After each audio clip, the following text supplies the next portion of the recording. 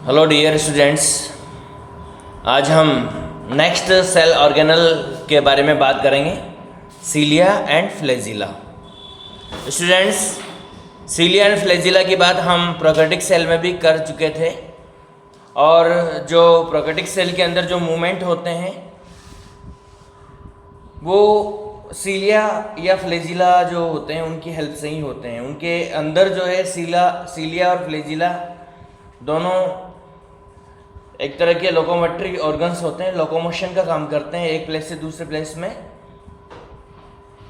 दूसरे प्लेस पे ले जाने का ये काम करते हैं।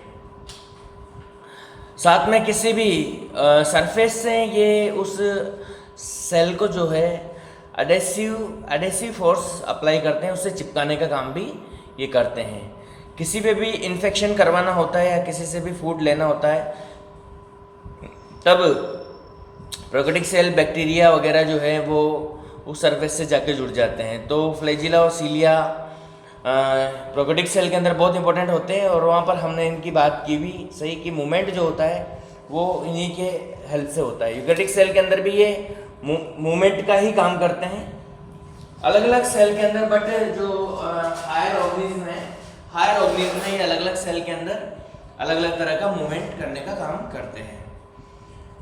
तो स्टूडेंट्स, आज हम बात करते हैं फ्लैजिला एंड सीलिया की और सबसे पहले बात करते हैं पुर्किंजे साइंटिस्ट जिन्होंने सबसे पहले ऑब्जर्व किया था इनको और बताया था कि जो मूवमेंट होता है जो स्मॉल ऑर्गेनिज्म होते हैं उनके अंदर वो पुर्किंजे मतलब सीलिया और फ्लैजिला की हेल्प से होता है।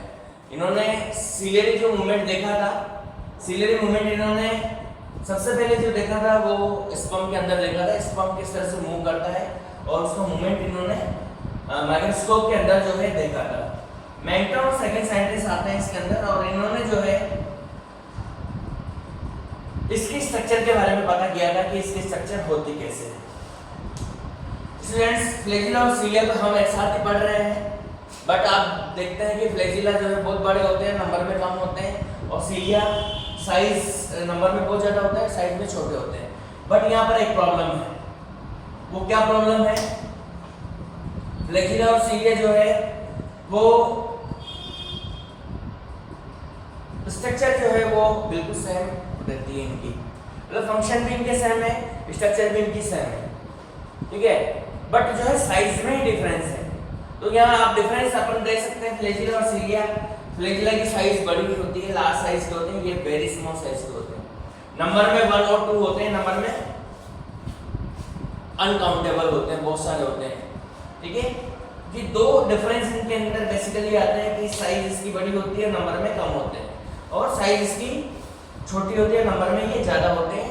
बाकी इनके स्ट्रक्चर, इनके फंक्शंस, इनमें कोई डिफरेंस नहीं होता है। ये सब के सब जो है वो सब एक जैसे ही होते हैं। अब हम बात करते हैं इनकी स्ट्रक्चर की। देखिए, दोनों एक जैसे ही होते हैं तो इनकी जो स्ट्रक्चर है वो भी एक जैसी ही होगी।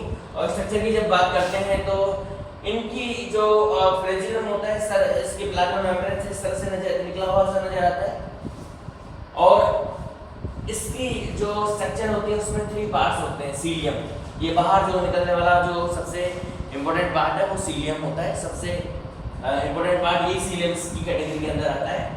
सेकंड जो आता है बेसल बॉडीज, ये वाला हिस्सा होता है जिसको हम बेसल बॉडी के नाम से जानते हैं।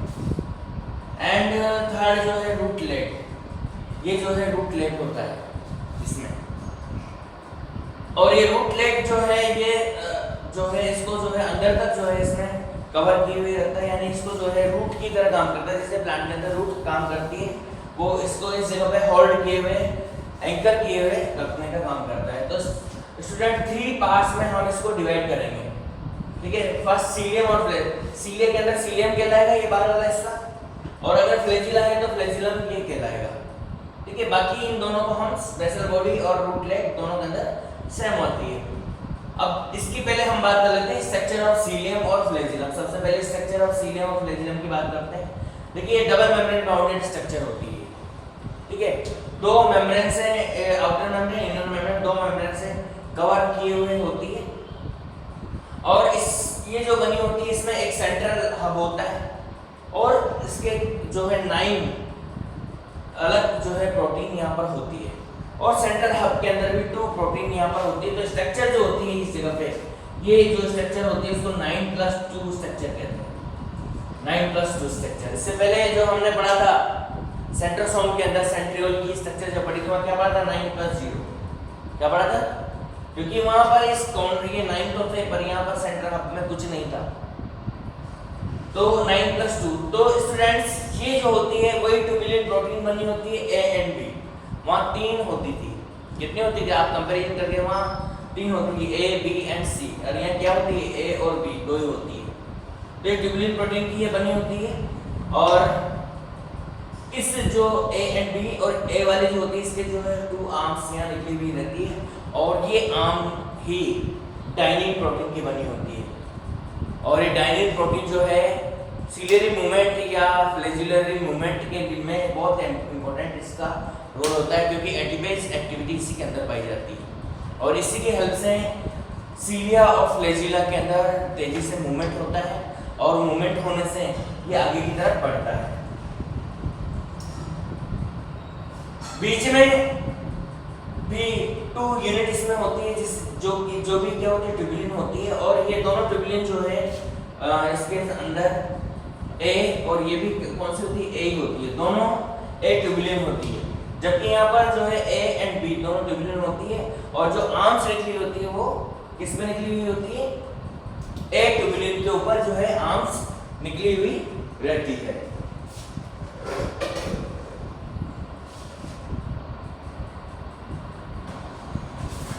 तो स्टूडेंट्स इस तरह से जो है ये सीलियम और फ्लैजिलम की जो है स्ट्रक्चर कंप्लीट होती है। एक बार फिर से रिवाइज कर देता हूँ मैं। 9+2 स्ट्रक्चर होती है, डबल मेम्ब्रेन बाउंडेड होता है, 9 ट्यूबुलिन से बनी हुई होती है, 9 ट्यूबुल से बनी हुई होती है, 11 से बनी हुई होती है। 9 तो पेरीफेरी पे होते हैं और 2 यहाँ पर होते हैं, तो इस स्ट्रक्चर को 9+2 स्ट्रक्चर के नाम से जानते हैं। और इसमें ये याद रखना, ये आर्म्स होती है डाइनिन प्रोटीन की बनी होती है, जो ए पे लगी हुई होती है, और जो सीलियरी मूवमेंट होता है या फ्लैजिलरी मूवमेंट होता है वो इसी की वजह से होता है, क्योंकि एंजाइमेटिक एक्टिविटी इसकी होती है। अब बात करें अपन सेकंड बेसल बॉडी की। स्टूडेंट बेसल बॉडी को हमें पढ़ने की जरूरत नहीं है, क्योंकि इसकी स्ट्रक्चर जो है बिल्कुल कैसी होती है? सेंट्रियोल की तरह ही होती है। जैसे अपन ने सेंट्रियोल की स्ट्रक्चर पढ़ी थी, सेम टू सेम सेंट्रियोल की स्ट्रक्चर होती है, और ये भी जो है इसके ऊपर भी किसी तरह की कोई मेम्ब्रेन नहीं होती है, मेम्ब्रेन लेस होती है। तो कल जो डायग्राम बना था उसी को मैं जल्दी से समझा देता हूँ आपको शॉर्ट में थोड़ा, कि ये सेंट्रल हब होता है, और इसमें कोई डाइनिन कोई प्रोटीन नहीं होती है, और उसके अलावा ये 1 2 3 इस तरह से 1 2 3 ट्रिपलेट होते हैं। कौन कौन सी प्रोटीन के? ए, ये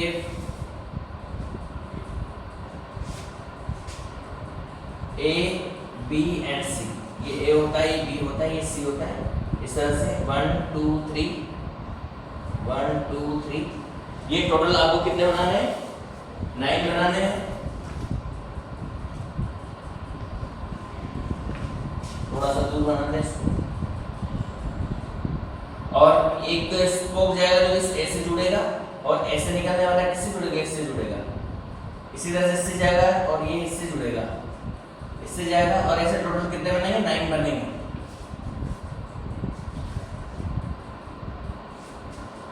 ठीक है, तो वही रिंग की कंडीशन में 1 2 3 4 5 6 7 8 एंड 9 इस तरह से बना देता हूँ मैं।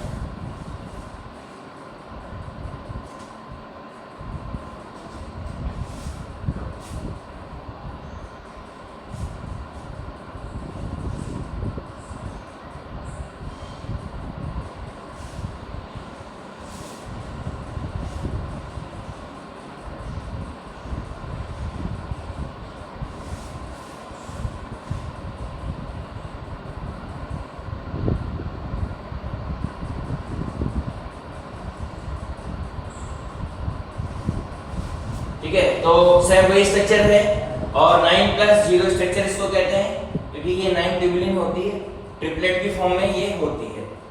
और सबसे लास्ट में इसमें आता है रूटलेट। स्टूडेंट रूट प्लेट भी स्पेसिफिक टाइप की प्रोटीन से बना हुआ होता है। स्ट्रक्चर में ज़्यादा कुछ नहीं है। ये जो फाइबर्स होते हैं प्रोटीन की फाइबर, ये अंदर प्लाज्मा मेम्ब्रेन में अंदर की तरफ धंसे हुए रहते हैं और इसको एंकर्ड किए हुए रहते हैं। तो स्ट्रक्चर इस तरह की स्ट्रक्चर्स आप देख सकते हैं, इसके अंदर इस तरह की स्ट्रक्चर इसकी होती है जो कि डिफरेंट टाइप के प्रोटीन फाइबर से बनी हुई रहती है। ये a conical bundle of protein fibers are arise from the vessel body.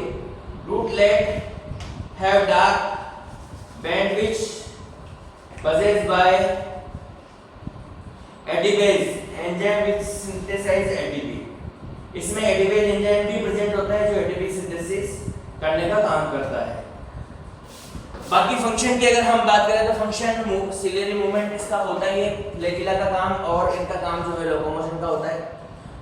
Prokaryote के अंदर तो स्पेशल इसी के ऊपर डिपेंड रहते हैं। बाकी जो हाई ऑर्गेनिज्म होते हैं उनके अंदर भी डिफरेंट टाइप के जो होते हैं, जैसे स्पर्म जो मूवमेंट करता है फ्लैजिला की वजह से करता है, फ्लैजिला होता है उसके ऊपर, और भी जो उसके जैसे फैलोपियन ट्यूब होती है उसके अंदर बहुत सारे उनकी सेल के अंदर सीलिया होते हैं जो मूवमेंट करवाते हैं स्पर्म को, ओवम को। तो इस तरह से जो हमारी बॉडी के अंदर भी सेलुलर मूवमेंट होते हैं वो इन सीलिया फ्लैजिला की वजह से ही होते हैं।